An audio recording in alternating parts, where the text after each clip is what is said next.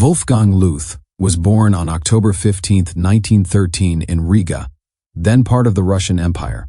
He grew up in a milieu shaped by Baltic German traditions and the upheavals of the early 20th century. After completing secondary studies, he briefly studied law, but he was drawn more to a life of naval service. With the approval of his family, he left Latvia and in April 1933 joined the Reichsmarine as an officer candidate. He began his naval training aboard the sailing ship Gorch Fock and later served aboard surface vessels, including a 9-month training cruise around the world aboard the cruiser Karlsruhe. He also served aboard the light cruiser Königsberg, gaining experience in the fleet before transferring to the U-boat arm in 1937. Once assigned to submarines, Luth initially served as a watch officer. He was second watch officer on U-27, and in that capacity took part in a patrol during the Spanish Civil War. He later became first watch officer aboard U-38 under the command of Heinrich Liebe, and when war broke out in September 1939, he was aboard on a North Atlantic patrol. His early subservice taught him much of the discipline and seamanship that would mark his later command. In December 1939, Luth received his first independent command, a small coastal U-boat, U-9, a Type 2B boat.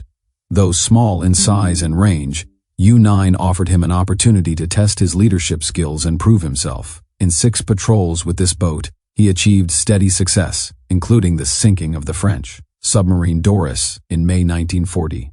His growing reputation led to a transfer in mid-1940 to U-138, a slightly larger coastal type. On his first patrol in U-138, he sank multiple ships in one night, an achievement that won him the Knight's Cross of the Iron Cross in October 1940, making him unique among coastal U-boat commanders to receive this honor. He did not linger in coastal waters for long. Later, in 1940, he was given command of U-43, a long-range Type 9 boat. Over 5 patrols with this boat, he covered 204 days at sea, sinking a dozen merchant ships and building a reputation as a commander capable of operating far from home. In April 1942, he left U-43, and in May he commissioned U-181, a long-range Type 9D2 boat designed for extended operations in distant waters such as the Indian Ocean and the waters off Africa. The missions in U-181 would mark the most daring phase of his career. In September 1942, he set out from Kiel for distant waters. He passed into the South Atlantic, around the Cape of Good Hope, and hunted Allied shipping lanes off South Africa and in the Indian Ocean. During that patrol, he sank several ships, often attacking on the surface under cover of darkness and relying on the boat's long endurance. He received word via radio that he had been awarded the oak leaves to his Knight's Cross while still at sea in November. He pressed on, sinking additional ships before returning to base months later. Later, on another patrol, he remained at sea for 205 days, the second longest U-boat cruise of the war, in which he sank 10 ships and earned the rare distinction of receiving the Knight's Cross with oak leaves, swords, and diamonds. In doing so, he became one of only 2 U-boat commanders to receive that highest naval decoration. His extraordinary achievements at sea were paired with a belief in disciplined leadership and care for his crew.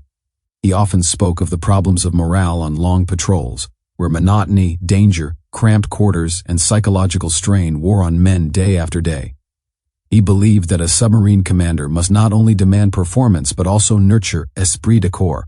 He organized routines, discouraged reckless indulgence, and promoted physical fitness, restricted certain behaviors, and insisted on order. He forbade pin-up posters, regulated reading material, limited tobacco and strong coffee use, believing that psychological stability was as crucial as tactical competence. He also tried to shape the officers as role models, rooting out poor attitude or incompetence, and urging that loyalty arise from both respect and mutual care.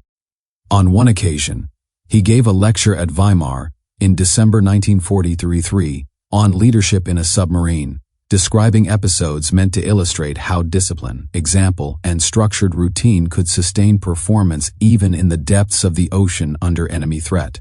He noted that the commander must absorb every sound, even distant explosions, and must maintain clarity and composure while the crew looks to him for guidance. By early 1944, After more than 5 years of continuous U-boat service, he was reassigned from frontline patrol duty to training commands and to shore positions. He took command of the 22nd U-boat flotilla, a training unit, and later became head of the Naval Academy at Merwick in Flensburg. He was promoted to Kapitän zur See in September 1944 and became the youngest ever commander of the Marineschule at Merwick.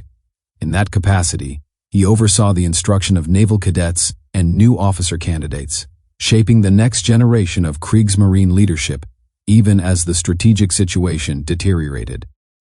When Germany surrendered in May 1945, the war was over, but the chains of command and confusion of the collapse remained.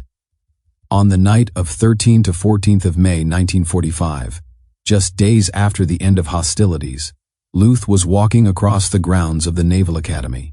He failed to respond to a sentry's challenge, possibly because of exhaustion, distraction, or confusion in the dark, and was fatally shot in the head by a German guard. He died instantly. His death was judged an accident. 2 days later, he was accorded the last state funeral held under the Flensburg government. 6 U-boat officers decorated with the Knight's Cross formed the honor guard, and Grand Admiral Karl Donitz delivered the funeral remarks. Luth's record stands among the most formidable in the U-boat arm. He is credited with sinking 46 merchant ships plus a warship and damaging additional vessels, over 15 war patrols, and some 600 or more days at sea. He received nearly every major German naval decoration, culminating in the Knight's Cross with oak leaves, swords, and diamonds. He commanded U-9, U-138, U-43, and U-181 during his operational career, and later held training and administrative commands ashore. Though celebrated by many in Germany during the war, Luth was not without controversy.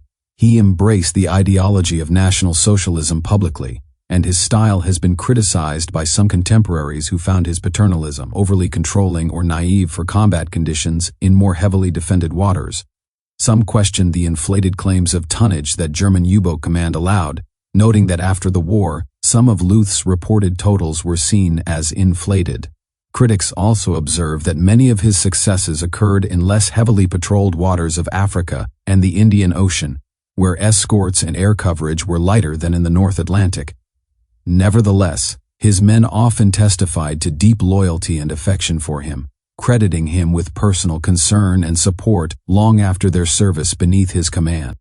He remains one of the iconic figures of the U-boat war, a man of ambition, controversy, and tactical audacity.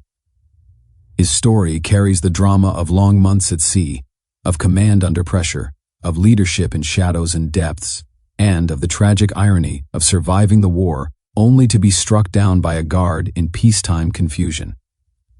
In that, the life of Wolfgang Luth resonates as both heroic and tragic, a submarine captain who rose from modest beginnings to the heights of naval acclaim and fell not in battle, but by mischance in the very domain he had commanded. Let me know in the comments if you have heard of a similar incident during World War II. If you enjoyed the video, don't forget to hit the like and subscribe.